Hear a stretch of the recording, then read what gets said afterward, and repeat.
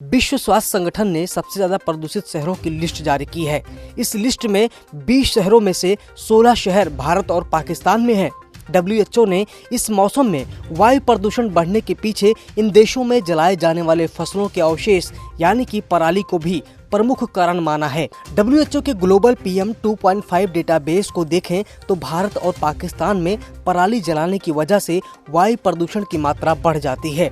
British अखबार the guardian में प्रकाशित एक खबर के अनुसार करीब 200 साल पहले बेंजामिन फ्रैंकलिन पहले ऐसे साइंटिस्ट थे जो वायुमंडल में चमकती हुई बिजली का अध्ययन करते थे।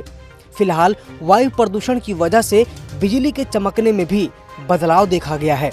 बिजली चमकने के व्यवहार में काफी अंतर आ गया है। साल 1790 में हाइड पार्क में की गई स्टडी के मुताबिक लंदन में उस साल वायु प्रदूषण भारत के आधुनिक शहरों में हो रहे वायु प्रदूषण से आधा था, लेकिन साल 1990 तक लंदन की स्थिति और खराब हो गई।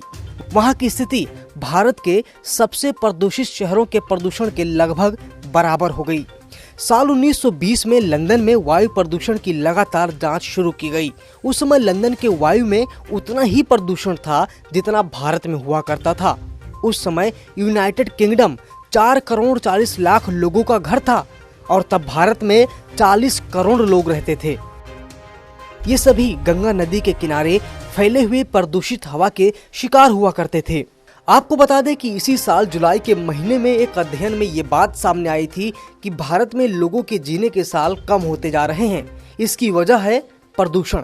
ये खुलासा किया है अमेरिका की एक यूनिवर्सिटी ने। उसने बताया कि वायु प्रदूषण की वजह से भारत के लोगों की लाइफ एक्सपेक्टेंसी यानी कि जीवन प्रत्याशा 5.2 साल घट गई है। जीवन प्रत्याशा को आसान भाषा में हम ये कह सकते हैं कि इंसान औसत कितने साल जिएगा।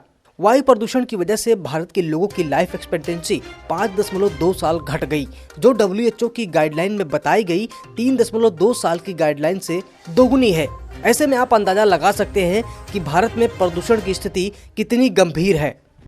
सब्सक्राइब करें पर्यावरण पोस्ट।